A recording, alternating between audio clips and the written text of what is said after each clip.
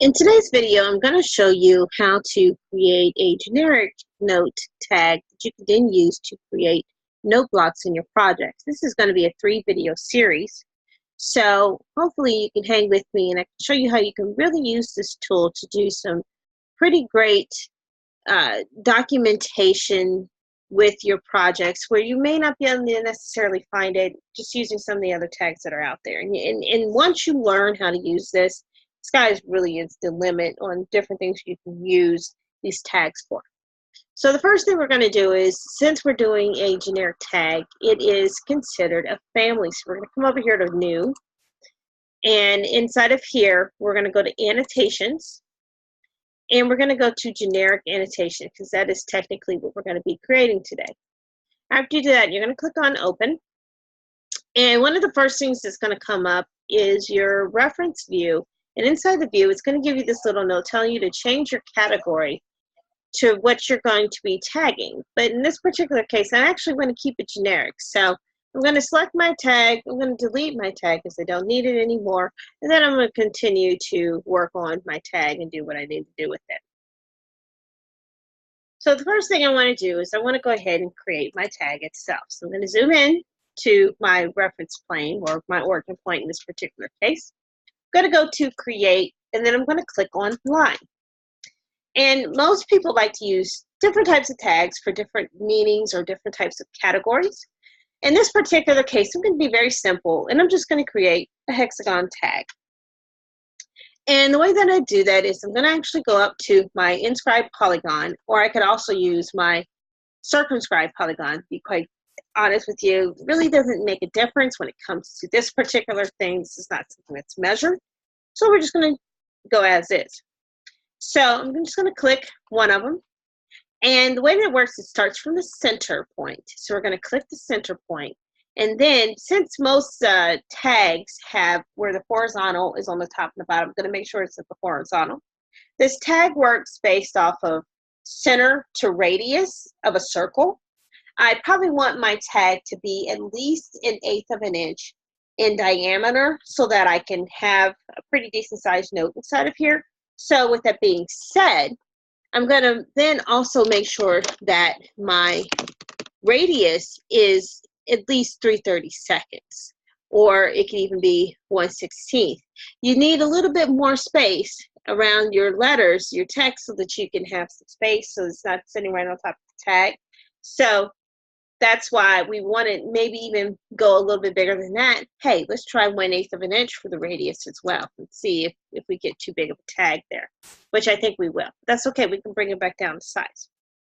So next thing that I'm going to do is I'm going to add in my actual text. I'm going to add in what they call a label. And a label is something that can be changed inside of the file later, a little bit different, or a little bit similar to if you use any other programs, maybe an attribute definition or a data field, something like that. That's what a label is. It's going to read information that you provide to it.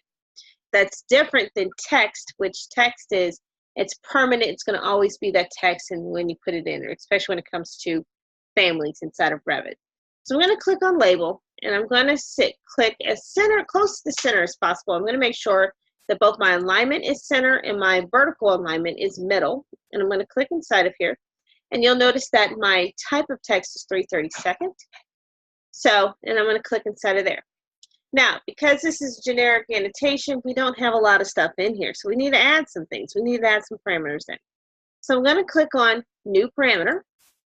And inside of here, I'm going to actually give it the parameter for the number of the tag itself. So all I'm going to do is just going to type in tag.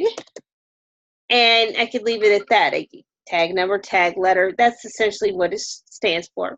I'm going to make sure that it is an instance property. And then the next thing I'm going to make sure I do is I make sure that it is a text property. Now, if I can't stress anything else in this, I want to make sure I stress this. You want to make sure your parameter that you are creating has the proper type of parameter designation on it before you click OK. If not, you cannot use this parameter. You have to actually go back and redo it.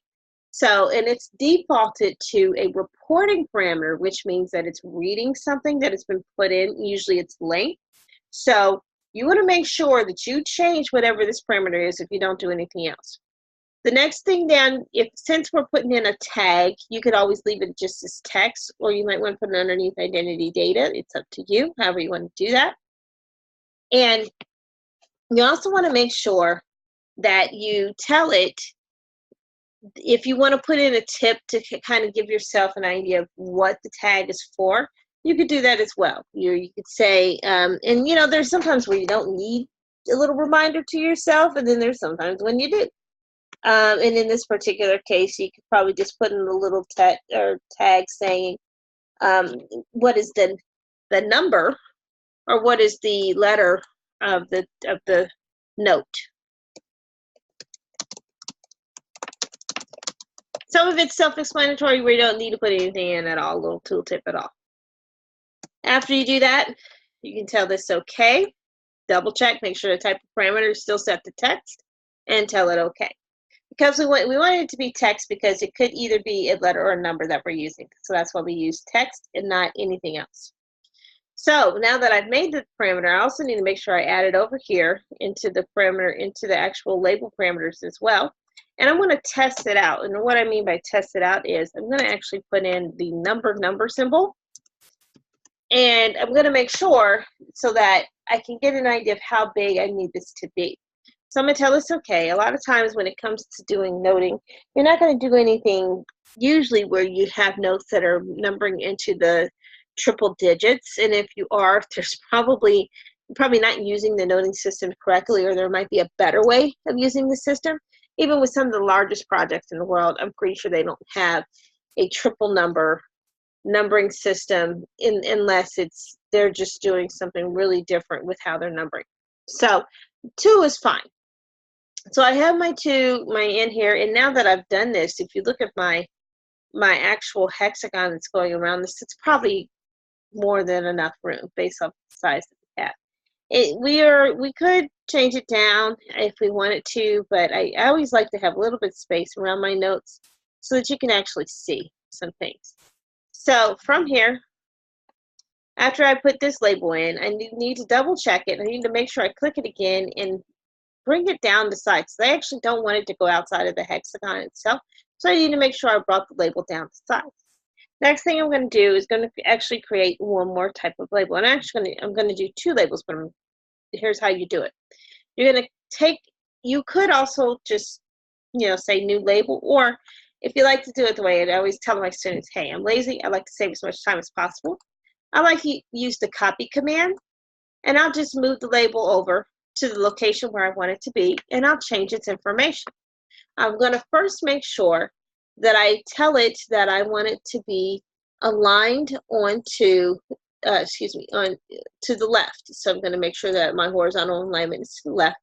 And I'm going to also make sure that the text is as long as possible, because this is where the text is actually going to go for that note that you're putting into the system. Now, no, this note is not going to be visible, but you still need to make sure it's big enough, because you may actually take it and make it visible on a sheet or not. There are some times when I like to take all of my notes and put them into a drafting view and have them all listed out in front of me so that I know what are all the different notes that I'm using inside of this particular project. So, but inside of your plan itself, no, it's not going to be visible. So the first thing you're going to want to make sure that you do is you want to come over here to visible, click on parameters, associated family parameters, and we need to add in something telling it to turn it on, turn it off. So I'm going to come down here to new parameter. It's going to take me back into the parameter creation dialog box. I'm going to tell it that I want this to be text visible. Okay, that's going to be the name of my parameter. So I've got it as text visible. The other thing I'm going to want to do is I want to make sure I keep it as a type parameter. There's a way that we can do this where we can go in there and we can create these 2 different types to show, and it'll be a whole lot faster than if you were to have to turn this on and turn this off for every single label that you put in here, or every single generic annotation that you put into your project. So once again, You'll notice now the type of parameter is grayed out because it's a yes/no question or checkbox essentially. So there's nothing I need to do. It already knows that because visibility is just a either it's visible or it's not type thing. The other thing I probably want to do is I probably want to put it underneath visibility because it is a question of visibility of this particular text. And once again, if you need to put a tooltip, you can. If you don't, then don't worry about it. So I'm tell this okay. Now I've got the parameter on here, but now we need to make sure that the label is saying what it's supposed to be saying. So I'm going to go back to label, and there's more than one way to skin a cat. So I can either select edit label up here, or I can select edit label over here in my properties box. They both take me to the exact same place. I now need to create the label that goes with what we are making. So I'm going to come down here, I'm going to add a parameter again. And this time the actual parameter has to do with the text itself. So you can either put in here note text so that you know, oh, this is where the text should go, or it could just be text, something like that, so that you know, hey, this is where I'm writing my note into. At this particular one, it needs to be an instance parameter because you don't want to have to worry about having to create a type for every single note that you have. That would be insane. But you can change this note as you go along, as long as that maybe that note is a new note if it has a new number. If it doesn't have a new number and you want to do the same note in two different locations, then you just do a copy. So I'm going to also make sure type of text is text. I want to be able to make sure that I can type it in there. And I want to also keep it under group parameter under text because that's where it's going to go. So once again, note text, instance, type of parameter is text, group parameter under is text, and I'm going to tell it okay. And I need to make sure then that I click on note text, pull it over. I click the tag because remember I copied this label over. I didn't create it from scratch. I copied the label over. I take tag and I say remove because I don't want to see that in here. And now it's just going to be looking for one piece of information. I'm also going to just put in here just a little note for myself, enter text here, and then it also gives me a chance to check it and see if it's going to be long enough for what I need for my information, different things like that. So I'm going to tell it okay, and it's going to, now it says enter text here. This is probably big enough. Some people like to go ahead and put their note over in a stack, on a list, like just like a legend, and then throw it onto a sheet. And some people like to do it someplace else, but just in case, you do want to make sure that this is wide enough so that it fits inside of the designated space you have on your title block for your notes. So one last thing we need to make sure we need to put on this, because it's very, very important for how we get this thing to organize properly, and is we need to put in a filter tag. So once again, I'm just going to copy this over, but I'm going to actually copy it over to this side, get it a little bit smaller. I'm even going to pull it in because it's probably only going to be about a four character tag that I'm going to use for this filter.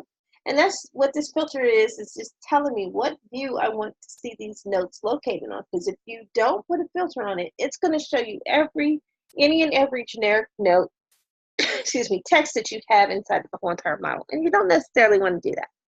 So once again, I'm going to make sure now that the alignment is to the right, and I'm going to, once again, make sure I modify the visibility because I may not want this to be shown on any sheet. This is just a parameter for myself. It's what I like to call this, where they're used for filtering purposes or scheduling purposes, but nothing else.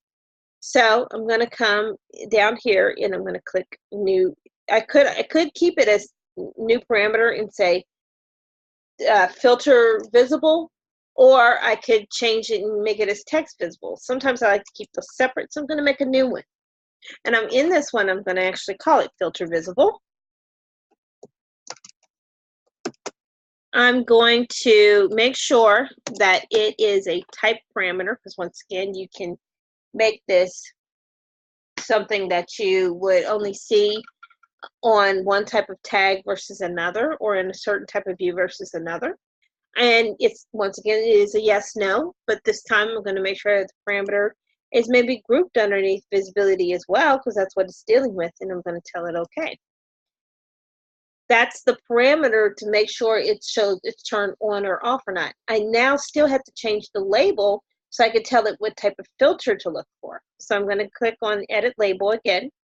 And inside of here, once again, I needed to create a parameter for that. And so I'm going to say Add Parameter. And I'm going to just type in Filter Text so I know what I need to type in. This is an instance parameter, because remember, this can change based off of what you have on your sheet. It is a text. It's not a reporting parameter. It is a text, something you're going to actually type in. And group parameter under, it can stay underneath text because it is just a little bit more information for us. We could also put it underneath identity data if we would like, but this will work. So now, once again, I'm going to tell it okay. I'm going to move filter text over. I'm going to take note text back. And I'm going to once again test out what this is. 9 times out of 10, I may be calling it a sheet that may have numbers or letters associated with it. So I'm going to try 4 places this time, and I'm just going to type in AAAA, because it's just a sample value. And I'm going to tell it okay. So now it's big enough for how I want it. Everything works. And so when I'm ready to then put it into my file, I can.